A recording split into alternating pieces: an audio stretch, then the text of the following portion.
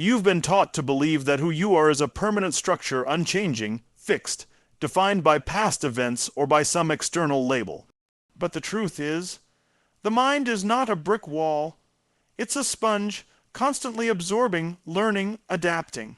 And just like a sponge can be rinsed clean and soaked with something new, your mind can be reconditioned, reprogrammed, rebuilt. Most people don't realize they're walking through life on mental autopilot, reacting to situations based on programming that began before they even had the awareness to question it. Think about it. From the moment you're born, you're surrounded by voices, parents, teachers, media, friends, society, all feeding you beliefs. Some of those beliefs were meant to protect you. Don't talk to strangers. Play it safe. Stick with what you know. But over time, those protective beliefs turn into limiting beliefs. I'm not good enough. Success is for other people. I'll never be able to do that. These thoughts become patterns. Patterns become habits. Habits become identity. And identity becomes destiny unless you interrupt the cycle. The most powerful realization you can have is this. If your mind was programmed once, it can be programmed again. But this time by you, reprogramming your mind starts with awareness. You can't change what you won't admit exists. Take a moment and look at the way you speak to yourself in quiet moments. When something goes wrong, what do you say internally? When you fail, do you say, I'm such an idiot? Or do you say, that's a lesson, now I'm smarter? That dialogue matters. Those words are not just random thoughts floating in your brain. They are the instructions your subconscious follows. When you say, I'm not confident, your brain starts acting in ways that prove that belief right. It pulls your shoulders in, avoids eye contact, silences your voice. The programming becomes physical, it takes over, but here's the shift. You can install a new script. One that uplifts, strengthens, and directs you toward the life you want. Just like software in a phone, the human brain can be updated.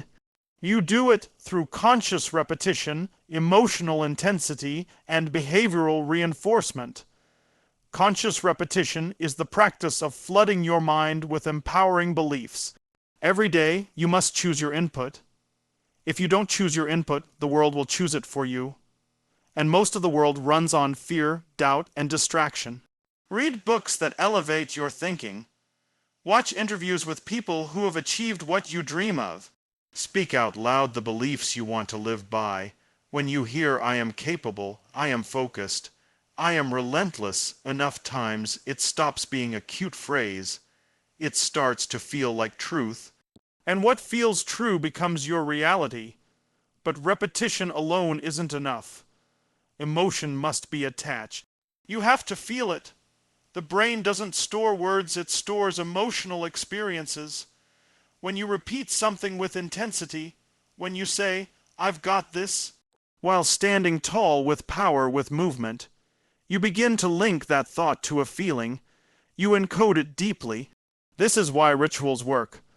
Morning routines where you condition your mind, body, and emotions create a neural highway. The more you drive down it, the smoother and faster it gets. Eventually, it becomes second nature, and let's be clear, this is not about lying to yourself. You're not trying to believe you're a billionaire if you've got $12 in your bank account. This is about programming your mind to operate like someone who is building wealth. Someone who is driven, focused, learning, creating. It's about aligning your identity with the trajectory, not the current circumstance. Think of elite athletes. Do you think they were born believing they were champions? No. They were conditioned to believe that through repetition, through coaching, through failure and persistence. Their minds were trained to override fear, ignore doubt, and perform with precision. That's programming. You don't have to be an athlete to do this. You just need discipline. You need to be intentional. Most people let their minds be shaped by randomness. They wake up and check their phone's programming. They scroll social media programming. They complain with coworkers programming. Every single one of those moments reinforces a version of themselves that may not serve the life they actually want. The question is, are you living your life or are you living someone else's programming? When you begin to consciously choose your thoughts, your self-talk, your inputs, you start shifting your identity. Not instantly, but inevitably. A person who tells themselves every day, I am focused, I am consistent, I create results, and takes action from that mind, it will live an entirely different life than someone who wakes up saying, I'm tired, I'm overwhelmed, I'm not good at this. This isn't magic. This is psychology. This is neuroplasticity, the science of rewiring the brain through thought and action. You don't need years of therapy or a life-altering moment to change your programming. You need intention, repetition, and emotional drive. You are not stuck. You are not broken. You are programmable. Every result in your life, good or bad, is a reflection of what your mind has been trained to accept. So if you want new results, you need a new standard, a new story, a new strategy. Not one that the world gave you. One that you choose, install, and reinforce every day. Who you believe you are is not a one-time decision. It's the result of repeated thoughts, repeated actions, and repeated emotions layered over days, months, and years. Identity isn't static. It's a habit, and just like any habit, it's built through repetition. The mind doesn't care whether a belief is empowering or limiting. It just obeys what it hears most often. That's why repetition is the gateway to transformation. You don't become successful by thinking a positive thought once. You become successful by turning that thought into a daily mantra, a repeated state of being, a practiced way of showing up in the world. People often misunderstand the power of repetition. They think it's just about saying affirmations or writing goals, but it's deeper than that. It's about engraving an internal blueprint so deeply into your system that it begins to operate even when you're not consciously thinking about it. Think of how a professional athlete doesn't have to remember how to swing a bat or kick a ball. They've done it so many times that it becomes instinct. That same principle applies to your mindset. If you rehearse strength, you start to default to strength. If you rehearse doubt, you start to live from doubt.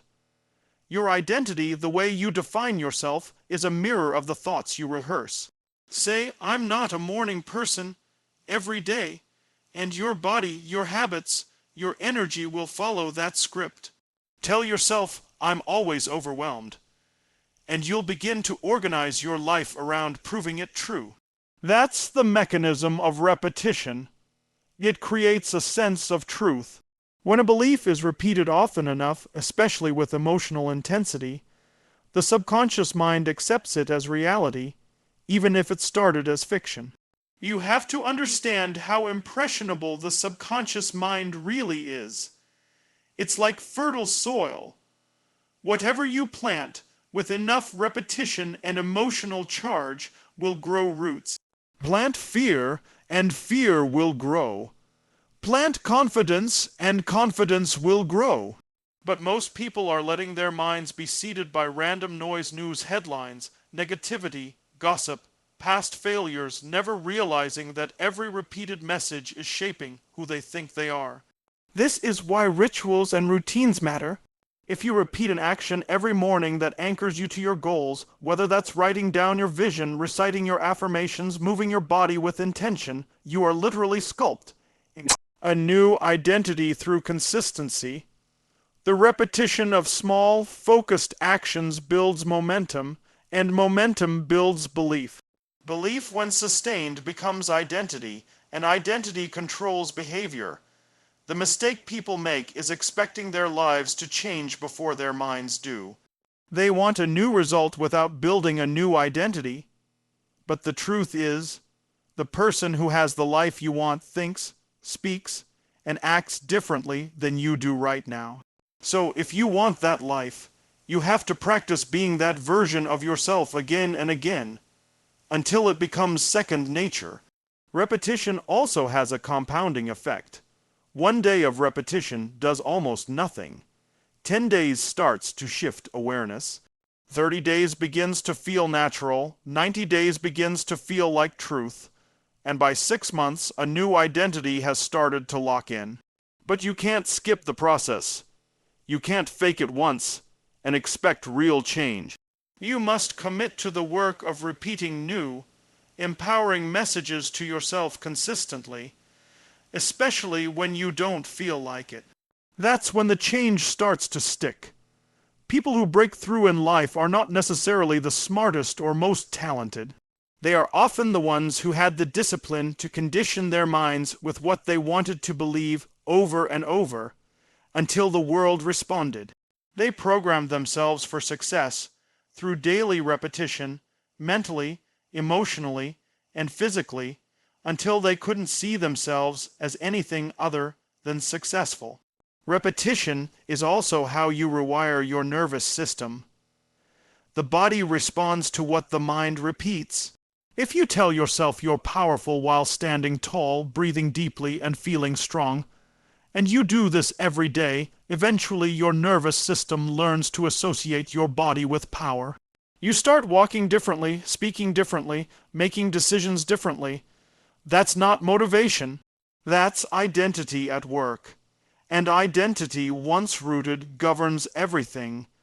This is why inconsistency is dangerous. Every time you start and stop a habit, you weaken the roots of the new identity you're trying to build. You send mixed signals to the brain. One day you're confident, the next day you're in doubt. One day you're committed, the next day you quit. That back and forth creates confusion in the system. Repetition brings clarity. Consistent repetition brings alignment. And alignment brings certainty. Once your mind and body are aligned with who you say you are, life starts to follow your internal pattern. The most extraordinary people on the planet are not born with special gifts. They've repeated powerful thoughts, feelings, and behaviors so many times that it's impossible to separate their actions from their identity. They don't try to be confident, they are confident. They don't try to lead, they are leaders. That state of being didn't arrive through luck. It arrived through relentless repetition, through showing up every day and reinforcing the person they chose to become. Your body is not separate from your mind. The two are constantly in conversation, and in fact, it is often your physiology that leads your psychology. How you move, how you breathe, how you hold yourself, these physical signals have a direct and measurable influence on how you think, feel, and perform. Most people attempt to change their lives by starting with thoughts alone, but they ignore the massive impact that physical state has on mental state. If you want to shift your emotions, confidence, focus, or belief, one of the fastest and most effective ways is through your body. When you feel down, your posture reflects it. You slump your shoulders, you breathe shallowly, your head drops, your voice becomes soft or hesitant. You don't do these things consciously. They are automatic expressions of your internal state. But the loop also works in reverse. When you change your posture, when you lift your chest, when you breathe deeply and speak with certainty, you send new signals to the brain. Those signals say, I am safe. I am strong. I am in control. Your brain listens. And when your brain listens, your emotions begin to shift. You don't wait for confidence to arrive. You generate it. This is why athletes, performers, and leaders often have rituals that include motion. They jump, clap, stretch, pace, yell not out of habit, but because they've learned that movement creates momentum. It activates something primal and powerful. When the body is engaged, the mind follows. Stillness breeds stagnation. But movement creates access to energy. And energy fuels new decisions, new thoughts, and new outcomes. If you sit still, breathe like you're anxious, and move like you're afraid, your brain will assume something is wrong, even if everything is fine. But if you move with strength, act with purpose, and breathe like a person in control, your brain rewires your emotional state to match. Emotion is created by motion. Every feeling you experience is tied to a physical pattern. Depression has a pattern. So does anger, joy, gratitude, certainty. Each of these emotions lives in the body as well as the mind.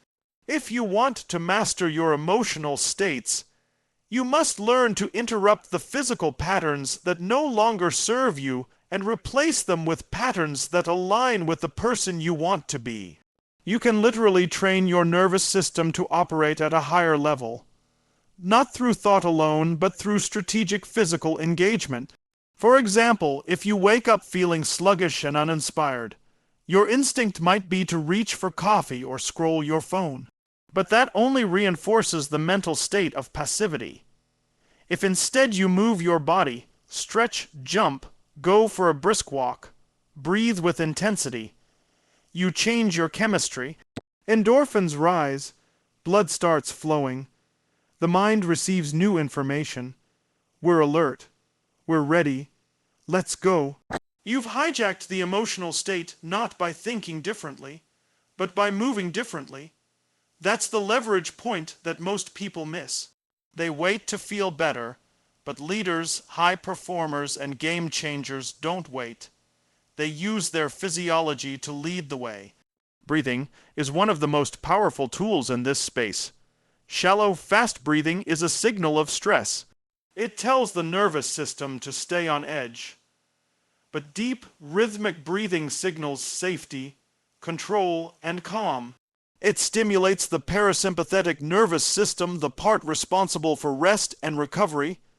By simply shifting your breathing pattern, you can turn down anxiety and turn up clarity. This isn't a theory, it's biology. It's the built-in control panel to your emotional state, and it's available anytime in any moment, regardless of your external circumstances. Another overlooked part of physiology is facial expression. Your face communicates not just to others, but also to yourself. When you smile, even artificially, your brain receives the message that something positive is happening. Dopamine levels can increase. When you frown, even without a reason, the brain responds with signals of concern or negativity. This is how deeply physiology impacts psychology. The body is not a slave to the mind, it's a partner. And when you learn to use your body intentionally, you give your mind the tools it needs to function at a higher level. Confidence, too, is deeply rooted in physicality. When you stand tall, take up space, speak with a steady tone, and move with intention, your body tells your brain, "I am confident," and the brain begins to comply. This creates a feedback loop. The more you move confidently, the more confident you feel. The more confident you feel, the more you take bold action. The more bold action you take, the more results you generate. And all of that can begin with something as simple as how you carry yourself. People try to think their way into transformation, but the truth is, you can often move your way into it faster. The key is to interrupt your default physical patterns and create new ones that match your vision. If you want to feel powerful, then walk, breathe, and behave like someone who is powerful. If you want to feel focused, then eliminate sluggish movements and replace them with precision. Train your body the way an actor trains for a role. Take control of your posture, gestures, breathing, and energy. Because your physiology is a steering wheel, and when you take hold of it, your mind has no choice but to follow. You cannot outgrow an environment that contradicts your vision. The surroundings you place yourself in physically, mentally, emotionally will either nurture your progress or reinforce your limitations. Environment isn't just about geography or architecture. It's about energy, influence, and input. It includes the people you interact with, the conversations you allow, the media you consume, the habits that surround your daily life. Whether you realize it or not, your environment is always shaping you, molding your behavior, and defining what feels normal. If you're not intentional about the space you inhabit, it will define your standards for you. Take a look at any individual who has achieved extraordinary results, and you'll find that they've built or entered environments that support and accelerate their growth.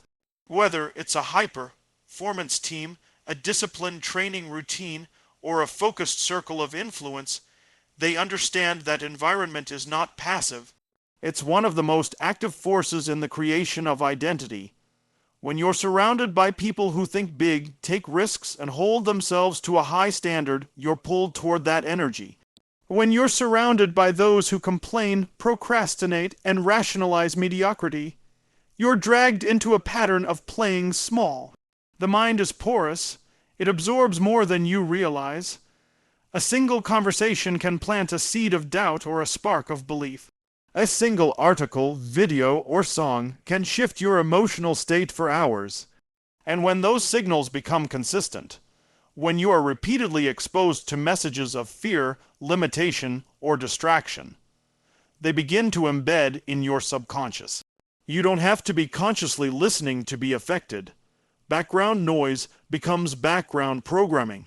This is why many people feel stuck or uninspired without even knowing why. They haven't changed their environment. They're still surrounded by subtle reminders of who they were, not who they want to become.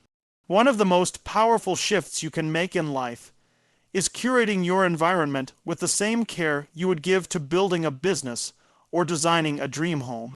That means auditing your circle, who challenges you, who celebrates your growth, who drains your energy, who reflects the mindset you're working to escape.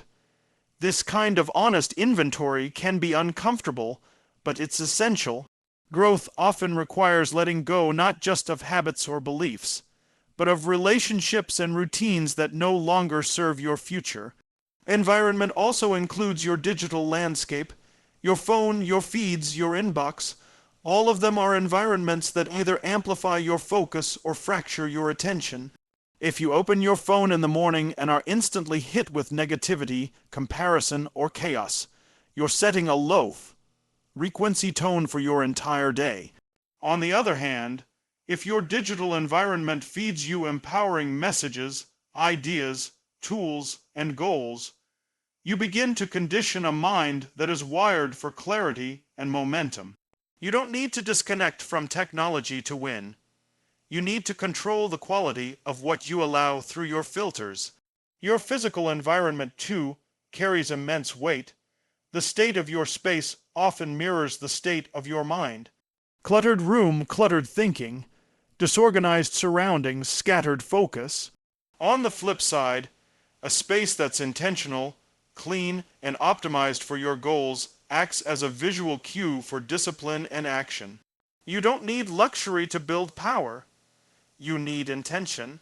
A simple desk, a set of daily reminders, a place where you do deep work. These are environmental cues that train your brain to take itself seriously. Momentum is environmental.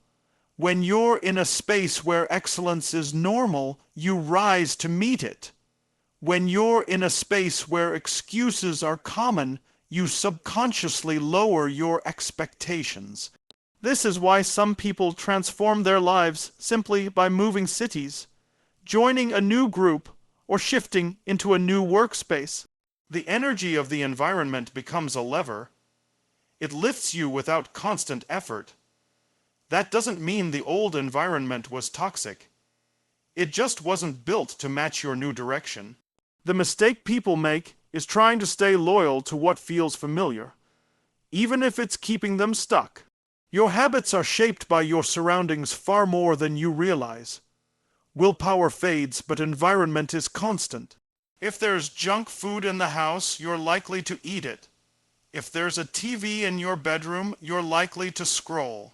But if you place your journal on your pillow, you're likely to reflect. If you stack your gym shoes by the door, you're more likely to train. Small environmental cues lead to major behavioral shifts. Over time, those behaviors become identity, and that identity becomes destiny. Creating an empowering environment doesn't mean you wait until conditions are perfect. It means you use what you have to build what you need.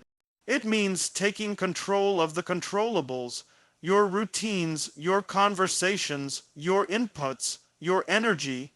You start by becoming hyper, aware of what's shaping your focus and how often that shaping happens, because it's not just the big moments that change you, it's the micro exposures, the daily interactions, the repeated inputs that build your mental software.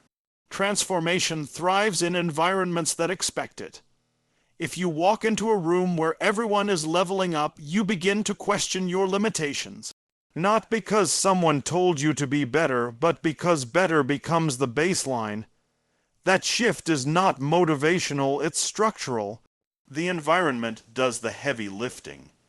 You begin to stretch, not because of pressure, but because of proximity to purpose. The right environment gives you the evidence that growth is possible, that success is real, that your vision is valid. And when you see that often enough, it stops being a dream and starts becoming your new normal. What you choose to focus on shapes everything about your experience, your mindset, your emotions, your actions, and ultimately your results. Focus is not merely about attention. It is about the energy you put behind that attention. The mind is like a spotlight. Wherever it shines brightest, that area of your life grows. If you focus on problems, doubts, and fears, those aspects expand, consume your energy, and limit your capacity to move forward. But if you direct your attention to solutions, opportunities, and possibilities, you activate a completely different set of neural pathways that prime you for growth, innovation, and success. The human brain is wired to seek meaning and pattern, and focus determines what pattern you notice and pursue.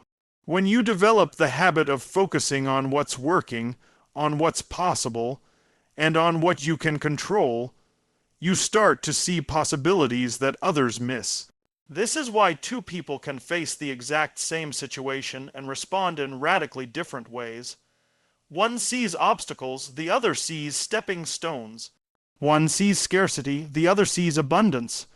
Focus filters reality, but it also constructs it. The power of focus lies not just in the direction, but also in the consistency and intensity with which you apply it. Scattered focus dilutes energy. Jumping from one idea to another or from one emotion to another fragments your mind and weakens your ability to create. The world bombards you with distractions, and without deliberate effort, your focus can easily fracture and scatter. But when you intentionally harness your focus and refuse to let it stray from your highest priorities, you begin to master your internal state and external results. This is why goal setting alone is not enough. You can write down a list of dreams and hopes, but without focused daily action and attention, those goals remain just ideas. The true power comes when you learn to filter your thoughts, actions, and time through a lens of focus. You start asking yourself every day, what deserves my attention right now? And is this moving me closer to the vision I've chosen? This practice creates clarity, simplifies choices, and increases productivity. It also strengthens your belief system because your repeated focus confirms what's real and important. Focus also influences your emotional state. Dwelling on negative outcomes or what's out of your control fuels anxiety and helplessness, but directing your focus toward what you can influence, toward growth and learning, activates hope and confidence. It shifts your brain chemistry, producing dopamine and serotonin that motivate you to act and persevere. In this way, focus acts as both the rudder and the engine of your emotional well-being. In addition, focus is a skill that can be trained and refined. It requires discipline to ignore the noise and resist the temptation of immediate gratification. It demands that you create rituals and boundaries around your time and attention. For example, eliminating distractions like constant phone notifications, scheduling focused blocks of work, and regularly reviewing your priorities can dramatically improve your ability to sustain attention. This sustained focus deepens your learning and accelerates progress, turning small, consistent efforts into massive long-term results. Focus also determines the quality of your relationships and interactions. When you give someone your full attention, you create trust, deepen connection, and increase influence. On the other hand, distracted presence creates distance and misunderstanding. This principle extends beyond personal relationships to every area of life. The quality of your focus is the quality of your life because it shapes what you experience and how you respond. Many successful people credit their breakthroughs to the ability to focus intensely on a single goal for long periods. This kind of focus persistence is often called grit. It is the refusal to be deterred by setbacks or distractions and the willingness to keep pushing forward with deliberate energy. When you combine a clear vision with unwavering focus, you create unstoppable momentum. Focus becomes a force multiplier, amplifying every action and accelerating your path to success. Conversely, lack of focus creates a cycle of frustration and stagnation. When your mind is pulled in multiple directions, your energy dissipates and progress slows. You may feel busy but not productive, overwhelmed but not accomplished. This internal conflict generates stress and self-doubt. Reclaiming your focus is not just about time management. It's about managing your mental and emotional resources.